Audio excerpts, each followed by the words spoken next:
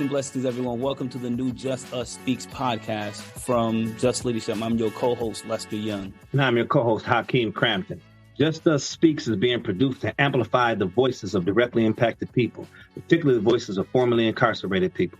Just Leadership was founded on the principle that those who are closest to the problem are also closest to the solution, but too often further from the resources and power to affect positive change. So on this first season of the Just Us Speaks podcast, we are interviewing leaders from the most recent 2022 cohort of Just Leadership USA's Leading with Conviction Leadership Training Program. Today, we got my big brother, Philip Cooper. We're going to be talking to him today. Philip is the Western North Carolina native and an accomplished reentry expert, criminal justice reform advocate, and a regional change agent. Let's get it, Philip. Hey. He is the workforce equity advocate at the Land of Sky Regional Council, practitioner in residence at NC State University's Institute for Emerging Issues, and he's the ED, y'all, the executive director of Operation Gateway. All right, bring that energy up in here, brother. He also is the founder of the Voice of the Appalachia, which is a state-founded initiative that is addressing the mental health stigma in the Black community of Western North Carolina. So, you know, Philip just won that MLK Service Award, right? You know what I'm saying? Appalachian Leadership Fellow, and also Leading with Conviction Fellow with Just Leadership USA. He serves as the Juvenile Criminal Prevention Council and is the chair of the Just Economics WNC Board of Directors. Philip, my brother, welcome to the Just Us Speak podcast, my brother. Thanks for having me, and thanks for amplifying the voice of those directly impacted. I love the sound of that right there, boy. Bring that energy, brother, in this podcast today, man. Let's go. Yeah. Tell us a little bit about you, man, before we jump into these questions, man. We got a ton of things we want to know about Philip, man, this change agent, this individual who's just taking North Carolina, man, just running this whole city, you know what I mean? So just tell us a little bit about you before we dive in, my brother. Well, right on, bro. Right on. Thanks for having me. And, you know, very, very grateful, you know, for our relationship, especially, Lester, with the coaching that you provided for me over the past, about a year and a half now. Yeah. You know, it has definitely been integral to me and my decision making as a leader, especially with lived experience with the carceral system. You know what I'm saying? But yeah, who I am, I'm a country boy. You feel me? An only child. You know, we moved to the hood. And when my mom and daddy split up and we moved to the hood, I was introduced to a whole nother lifestyle. And being in poverty, you know, what I was exposed to as people who had economic stability, or what appeared to be economic stability, was the dope boys. And so I did what they did, you know what I'm saying, got in the streets at an early age, started messing around with substance misuse, getting in trouble at an early age, had a kid in high school, you know, a lot of bad decision making, and ended up in prison. I'm one of those folks that say prison saved my life, though. Don't get it twisted. Prison saved my life because I was selling dope, using dope, gang banging, you know what I'm saying, deadbeat father, you know, and it was really just because, you know, I needed more structure. I needed more consistent mentorship. You dig what I'm saying? And so, like, when I was on the yard, that's what I got. Because, like, y'all know how it is. When you get on the yard and you start doing that time, you start doing your time, you know, connecting with some of the OGs on the yard that had been bidding or doing time for a while. I don't want to be using the hook. I'll mess around and use the yard vernacular sometime. I'm about to say they've been bidding. But I had access to that consistent mentorship in there. And that's why I found, like, my calling as well in prison. I found my calling in prison because, like, the same way they mentored me, I ended up mentoring other young brothers that was coming on the yard. And so that's how I found my calling, was in prison. I got a work ethic in prison. I started having consistent communication with my family in prison. I got healthy in prison. It was a lot of good things that happened while I was in prison. You know, so like I say, man, rededicated my life to Christ in prison, you know, and I gotta mention my Lord and Savior, because if it had not been for the Lord on my side, I would have lost my mind. Because like I told y'all, I was doing the dope and selling the dope. And the notorious B.I.G. once said, never get high on your own supply. Y'all remember that? Man, come on with it, man. Hakeem, what you got to say about that, man? Well, the brother's an inspirational figure in so many ways, you know, and so you've pioneered this change agent slogan. You've branded this, man. Tell us about that, and tell us how that ties into your motto in life, right? Because you're speaking it and living it and branding it at the same time. Man, it's crazy, man. And it's crazy, like, how my gift made a way for me. You did, because, like, God doesn't call the qualified, he qualifies the called. And what I did was I committed to serving my fellow man, no matter what your faith is. I committed to helping the underdog, fighting for the underdog, being a voice for a person that don't feel they got a voice or haven't found a voice yet. And it started, like I say, when I was in prison, helping guys. So I was a peer counselor in prison because they had this cognitive behavioral program called A New Direction. And I was a peer counselor in there. I would help guys with their assignments because you would be amazed at how many people they struggle with reading and writing and stuff like that. So I'd be helping them with that, sharing my story, my own testimony time after time. Because, there are Black people who struggle with substance misuse, but we got that stigma. See, a lot of people be sneaking and geeking and they don't want to admit it. But when you have a blessed you so still. But a lot of people in the hood, I'm telling you, you know how it is. And they be thinking, don't nobody know. I was that dude. And so when I tell my story, that opens the door for somebody else to be like, you know what, bro, I identify with that. And one of the first things to get the help you need in recovery is honesty. That's the first one. And once you found a place to where you can be, watch this, rigorously honest, then at that point you can get the help you need. And so it started out in the behavioral health space, my bro. When I got out of prison, I worked as a substance use counselor at the detox. I ain't gonna lie, I burned out though. Because when I was in college, when I got out of prison, I went back to school, got my degree. But I remember when I was in school, they was talking about self-care and they was talking about burnout and stuff like that. And so in that field, working as a counselor, your boy burn out. I ain't even gonna hold you. I burn out.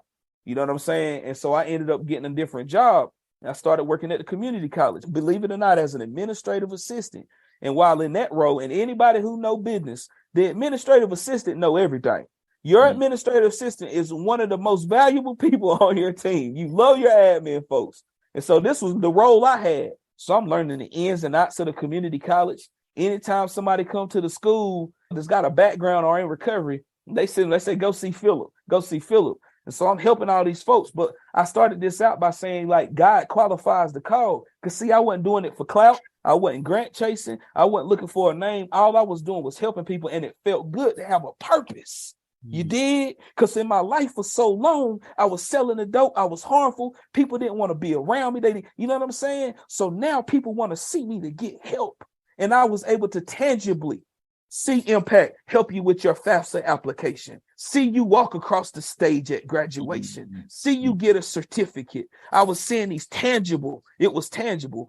And so over time, I kept doing that and people was watching me and I ain't even know it. And so when I came in the game, I ain't even know it. I ain't even know they was watching me. And when I came in the game, I started coming with this change agent lingo because in the human services technologies program at the community college, in the intro to human services class, they use that vernacular. They say change agent, right? And so I adopted it, like change agent Cooper, like special agent, you know what I'm saying?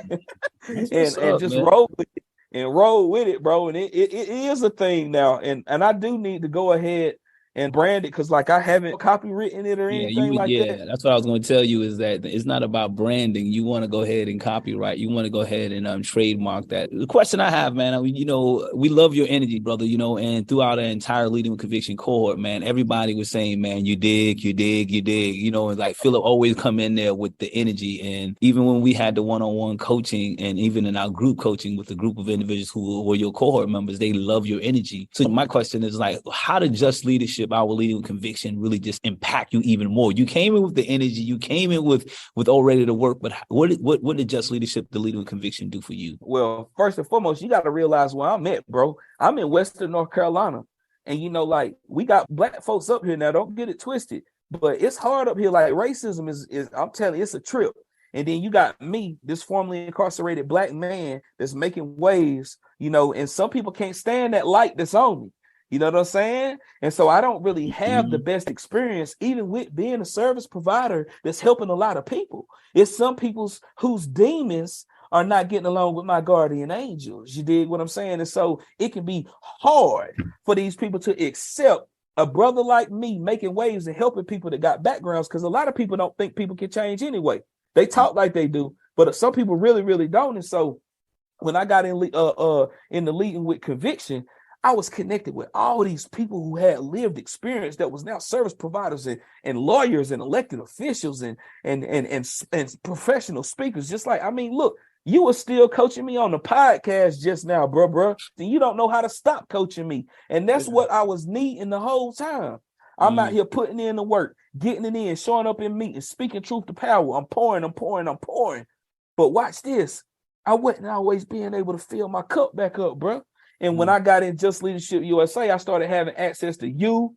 I had access to my boy Daniel. I had access to Keita. And that's a strong sister right there. You know, and like I was having these conversations, you know what I'm saying? It was some people that was in there with me. You did what I'm saying? That was like giving me the game and keeping me motivated. So it created a community. And my public health folks, they call these social determinants of health, right?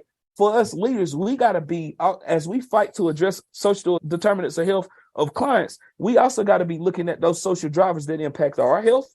And like I said, Just Leadership USA provided a community for me. And that community, this was a new community of people with lived experience providing services that kept me motivated, held me accountable, and also gave me strategies for being in this thing for the long haul. That's what's up, man. That's powerful. That's powerful. So, you know, the thing about that power that you got, right? When you first click the switch on energy, it travels, right? Yeah. It travels, right? It don't just pop on and that's it. It's traveling to get and then sustain itself, right? So, you built the foundation for yourself and it looks solid to us and we love it, right? Building that foundation then begins to branch out, fruit. We see the fruit that you're producing. And so my question is, what is the vision of how big that tree is going to get in the next 5 to 10 years? What type of tree are you building? What is it looking like for the future? What is that vision next 5 to 10 years for that glorious tree that you're establishing in your community? I like that. I like how you said it. And that's one thing I like about you too, Hakeem, man. Like being a professional speaker, I always watch other speakers. And so one thing I noticed about you, man, your wordplay is inspiring, just how you word it. Because that glorious tree, that almost got me ready to get a hoodie made with a tree on it. That glorious tree. You hear me? You dig? That glorious tree. I want to go back to my LPI, bro. You feel me? That was where we looked at where we was coming up short. When I had to really take a look at that and have to have Lester break down the importance of like, okay, it's good. Everybody bragging about you, but let's talk about where you coming up short. Whenever I start paying attention to those areas where I was coming up short, bro, and I was starting to work on like, okay, maybe I do need to make sure I'm being leaderful and sharing the space because I'm so lit, and make sure there's other people whose light is also shining. Because these people like, he getting it in, but we don't know if we're as valuable. You know what I'm saying? When I start looking at that, I started empowering people. So this glorious tree in this community health worker sector that I'm in, bro, this is my jam. I found it. I found my lane, yo. The community health worker, that's where I'm at, bro. Like being on a national association, talking about reentry and the reentry workforce. That's my lane, bro. I ain't going nowhere. And so like one of the things me and Lester working on right now is putting together a conference, and then we're going to do it in the Appalachian. And I guess let you know this on here because I ain't getting to follow up with you yet. So from that conversation, I reached out to the Appalachian leadership folks. And so there's some funding that's going to go towards putting this conference on. So we're going to be putting on a conference talking about the reentry workforce of the Appalachian, which includes 13 states, at least, you feel me, people from the Appalachian Mountains that are doing the work. And so when I think about this glorious tree, I'm thinking about best practices for the returning citizen that's going back into the workforce. Because see, economic stability is a social determinant of health. Like we can't allow returning citizens to just be a DPS issue. We can't afford that. It can't just be a Division of Public Safety issue. It has to be a Department of Commerce issue, a Department of Justice issue, a Department of Health and Human Services issue. It needs to encompass all things that pertain to the returning citizen. And in the public health space, they look at the whole person with these social determinants of health. So when I look at years down, I look at a replicable model, my brother, that's stamped and approved on a national level. When we start talking about the returning citizen being certified community health worker who has lived experience, lived expertise with the carceral system, you dig what I'm saying? And this person holding their hand through the process, getting them connected with what? The American Job Centers and WIOA and vocational rehabilitation. Then this model, this certified community health worker holding their hand through the process from obtaining their vital records to connecting with employers and HR professionals, knowing this group of community health workers and know they solid and sending solid people because they did the vetting, I see that glorious tree being a replicable model across the United States of America. Because America incarcerates more people than any other country anyway, and we overrepresented. So this is a racial equity issue and an economic issue. So this is what we say, excuse me, please take your knee off my neck, and I have ways for you to do it safely. Yes, sir. Yes, sir. Wow. Hey, Yes, sir. hey, Phil. Y'all got me lit because I'm looking at y'all. You got to understand, bro. You asked me about, what it Just Leadership USA for you. When I'm around y'all, I feel powerful, bro. You feel me? When I'm in these spaces consistently, and I'm not really seeing y'all, but I know y'all got my back. So when I'm able to speak truth to power, and then I'm around y'all, man, I'm trying to keep it cool on this Zoom, bro. I'm trying to Yes, sir. It's how we refuel each other. We refuel each other.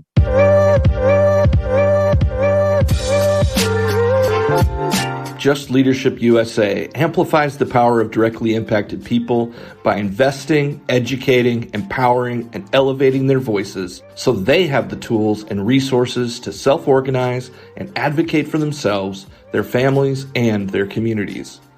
Together, we build an equitable, fair, and just U.S. To date, over 1,400 leaders in 45 states and in Washington, D.C. are hard at work transforming people and communities who are harmed by mass incarceration. Please partner with us to bend the arc of criminal legal reform by donating to our leadership programs today. Our network of leaders is strong and growing. Together, we're building local power for national impact. Every donation supporting JLUSA and our leaders has a ripple effect across families, communities, and generations. With your support, we can continue working together towards our singular vision of a just, equitable future for all. To learn more, go to jlusa.org/give2023. That's jlusa.org/GIVE2023.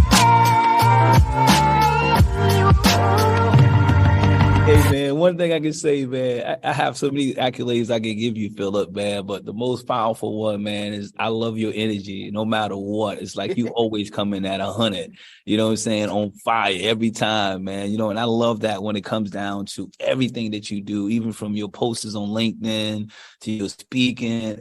Everything that you do, man, it's such a powerful thing. So I agree with you. You definitely have that profound calling on your life. Something you said earlier about how the OGs, you know what I'm saying, those individuals who had been inside of the incarceral system maybe 10 years ahead of you when you walked in there, and you saying that you learned from them, but I'm curious too, like, what were some of the other things that you did? We understand that the OGs, those who were there, had now come to a better understanding of the choices that they made. They want to be able to share that with the younger group of individuals coming in. What were some of those books? What was that book that really just inspired you? And if you can, give me like 2 or 3 titles of the book and shout out one of those leaders, man, that really just put you up on game while you were there, man. I gotta go to The Purpose-Driven Life, bro.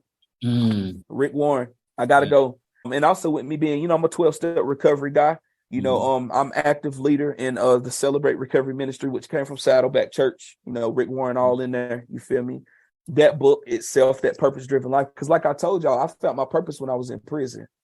That mentorship, that iron sharpens iron, that, you know what I'm saying? I felt that in the joint. And so that book, but also the Proverbs, you know what I'm saying? And I ain't going to take y'all to church, but I'm going to take you to church. There was a guy on the yard that had an impact on me. His name was Robert Lavelle Robbs, and he's a man of God. He's out now preaching. He did about 16 years, solid man of God. He taught me about reading the Proverbs and the Psalms, you know what I'm saying? And the more I read that wisdom, because it don't matter what you believe in. Like if a person that's even not a Christian reads the Proverbs, it makes sense, right?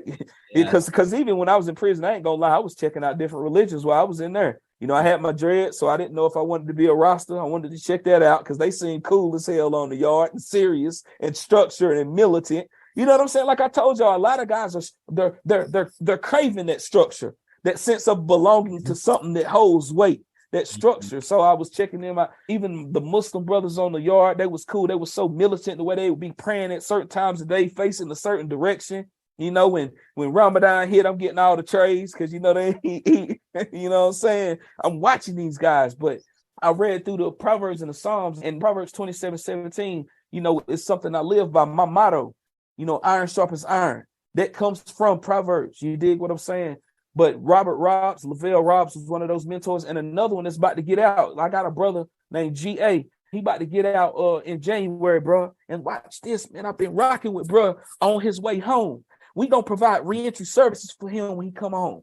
This was the brother that I was walking the yard with, talking junk about how my visit went because my baby mama wasn't acting right. This was the brother that I could vent to when I want to knock somebody's head off in the dorm because they don't know who they playing with. You know what I'm saying? This is that brother that helped keep me out of trouble. We go do some pull-ups and dips, just to get off some steam. You know what I'm saying? This make it through Christmas with cooking swoles. I don't know in the respective state of the listener what y'all called it when y'all was in prison, when you put, some people call them the brick or the swole or the goulash. Or when you put the oodles and noodles and all this, that's a long story. It's a culture thing. But me and him cooking on holidays, you know what I'm saying? That was one of the best friends I ever had in my life, bro. And some of the best friends I had was in the penitentiary. You feel me? The code we live by in there. Some people got way better manners when they in prison than they do in the outside world, bro. It's true. It's crazy. It's crazy. And community, having a sense of community when I was in prison. And I know you asked me about a book and I went all the way in. But that purpose-driven life is definitely one. And then Proverbs and Psalms. I also like the recovery literature. I can't mention the respective fellowship by name because they in the traditions. They asked to keep it anonymous. You don't know how that goes. And so out of respect for the fellowship, I ain't going to mention those books, but those books were definitely integral to my understanding of how I can live as a person in recovery for the rest of my life and not being ashamed to call myself a recovering addict. It's okay because I know that I can't successfully use. Those were the types of books that I got into that had the greatest impact on me. That's what's up, bro. That's what's up. That's I remember powerful. one of my mentors told me that too, man. Read one Psalm a day and 5 Proverbs. And I did that religiously, in my course of my incarceration, just for the spirituality that the book of Psalms bring, and then the 5 Proverbs for the wisdom and the insight. So I appreciate you saying that. Hakeem, you want to say something? Yeah. I want to carry on with that too, because that's such a great, piece of the fruit of this tree we've been talking about, right? So I want to dig a little deeper into your leadership too. Why don't we talk about, either share with us one of the powerful lessons that you've learned that perhaps led to a success in your life, or a powerful lesson that you overcame from a failure that gave you success? I would say people pleasing. I had to get over people pleasing. Because you can't please everybody. I can't make everybody happy. And there's some people, no matter how much I try to please them, they set out to be against me anyway. You dig what I'm saying? So once I understood that everybody ain't Team Philip, and I started using them scissors and cutting some people off, that freed up more time for the things that I needed to focus on and the people that I needed to focus on. And what ends up happening is I start having more people in my network that's supporting the vision because they see I'm authentic, as opposed to them being on my team and they quietly competing and they hating. You feel me? I heard a wise man say, one of your biggest fans is a stranger and one of your biggest enemies is your friend. You feel me?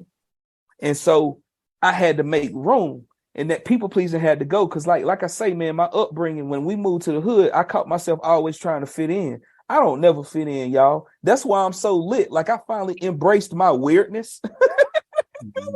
And then it came. Stop trying to fit in. Stop trying to be liked by everybody. One failure, I call it a growing moment. But one thing I had to learn, even with my passion, I got to know what rooms I need to be in, and I got to know what rooms Lester need to be in. I got to know what rooms Hakeem need to be in, because some rooms ain't ready for me, and it's okay. We are trying to get to the same end goal. Yeah. So I had to understand that, you know what I'm saying? It ain't about clout chasing. It's about sustainable change. And so I got to understand what rooms I need to be in. And in order for me to understand what rooms I need to be in and what rooms my bros need to be in, I got to be in solidarity and I got to be in proximity with my bros so that we know each other. And so we trust each other. So when I'm in the room, Lester know, yeah, bro, in there, we good. Or when Lester in the room, I can say, yeah, Lester there, we good. Or Hakeem in there, I can say, yeah, we good, bro, in there. You feel me? And I know it's okay. And that's one of the things I see a lot of leaders struggle with today. You know, and it's probably trauma. It's just unresolved trauma to where they've been done dirty, they've been hurt, they've had ideas stolen and things like that. So that's the root causes of why they're like that. But I learned that I had to use them scissors, and then more people ended up being a part of my circle that was really down for the cause. You know something, and when you say that too, I think about like the just getting out of prison, and I saw it. Someone pulled my coattail on it, and it was like, Lester, you got to understand that when you're working in purpose, you can't just be in like you're in hustle mode. Like meaning like you get out of prison, you just straight into hustle and the grind, and you approaching everything as a hustle. A hustle and the purpose is two different things. You can have the fundamentals of what it takes to be a hustler, but don't approach your work as a hustler. Approach it as you're working in purpose, and sometimes it takes time for you to continue to grow to that glorious tree that as you and Hakeem have been talking about. So that's one of the biggest things that when I heard from you is that when you're talking about cutting, you learn now that I don't need to continue to clout chase, because as long as I walk in my purpose, I'm going to be able to do the things I need to do. I think the book of Proverbs says that your gift will make room for you, right? And that's what's happening. Your gift is now making room for you. We are so excited to invite you to the Just Leadership USA 9th Annual Benefit Gala, Monday, June 5th, 2023, at PhD Rooftop Lounge at Dream Downtown in New York City. We're excited to bring JLUSA leaders, allies, and advocates together in person to unite around our shared values and propel our vision for the future. During the last year, we've made significant strides in building our capacity and infrastructure to become the only national systems change movement and policy table led by and for directly impacted people. This coming June, please join us for our first in-person celebration in over 2 years. Learn more at jlusa.org/gala. That's jlusa.org/GALA.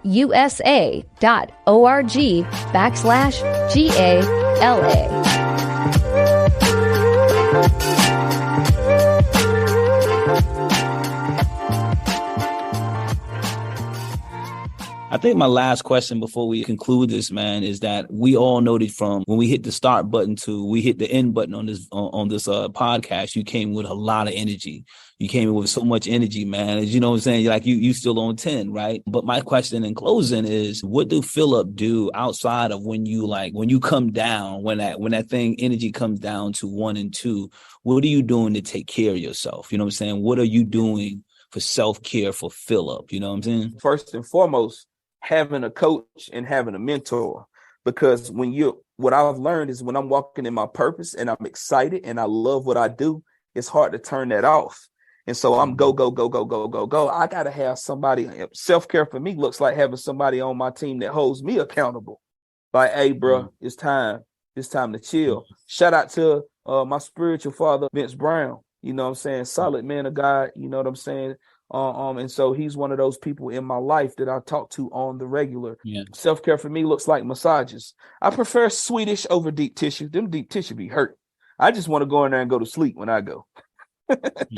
I definitely got to go to my recovery meetings, bro. I make those regularly because I got to stay in tune and in proximity with other people who are surviving the disease of addiction. I don't play around with the disease of addiction because I speak at funerals for folks who played around with the disease of addiction and got complacent. And I love them still. You know, what else do I, family first. But, when I think about self-care is like, what do I do so that I can be a better family man? So I can't say that my family is necessarily self-care. Self-care is important for me to be better for my family. And so I think about the gym. I do work out. Like I told you, I'm trying to get my biceps looking good in that hoodie. You dig? I love going to the gym. And I found that in the penitentiary. You know what I'm saying? When I was in prison, I found out they're like, wow, lifting weights is great for anger management and mental health. This is great. Why didn't I do this before? You know what I'm saying? Like, I really found peace and purpose in prison, bro. You feel me? The same stuff I'm doing now is the same stuff. I remember they used to say jailhouse religion. It's still working. It's still working. It's still working. I still read my daily bread. You dig? I still read my daily bread. I still read my word. I still work out. I still pray in the morning. I just don't put my knees on shower shoes anymore. You know what I'm saying? You know what I'm saying? So yeah, bro, all of those things are important for my self-care. and having that network of people on my team that I trust, that holds me accountable. Yes, bro, sir. you wild. And so you can say when you said, man, you don't put your knees on the shower shoes no more. Yeah, you know how it is when you praying on your knees, man. You got to put them shower shoes down there, but that jump be hurt, especially you done did some squats and lunges, and you go down on your knees, boy. That man, that's what's up, man. Hakeem, what you gonna say Yes, to close man. it out, man? No, my brother. We've definitely enjoyed this opportunity to learn from you, to hear from you, inspired by you. We sure our listeners will as well. It was definitely a pleasure, man. I'm talking with you on this podcast today, man. I know the audience is going to be like, you can listen to this podcast in the gym. You know what I'm saying? It's going to be one of those gyms. Like, I need to go to the gym. Let me get on that rec yacht and work out right quick. You know what I'm saying? So, again, my brother, thank you for your energy. Thank you for sharing with our audience, man, and continue to do what you need to do. And as Hakeem started off this glorious tree, continue to water that glorious tree to continue to make impact in your community, not just locally, but nationally and internationally as well. I always tell people that we got to think globally as well, because the same thing that we're struggling in America with, there are other people struggling within very other parts of the world outside of the United States. So let's think globally in this mission as well. Thank you, my brother, and we look forward to chatting with you soon. Be blessed. Peace. peace.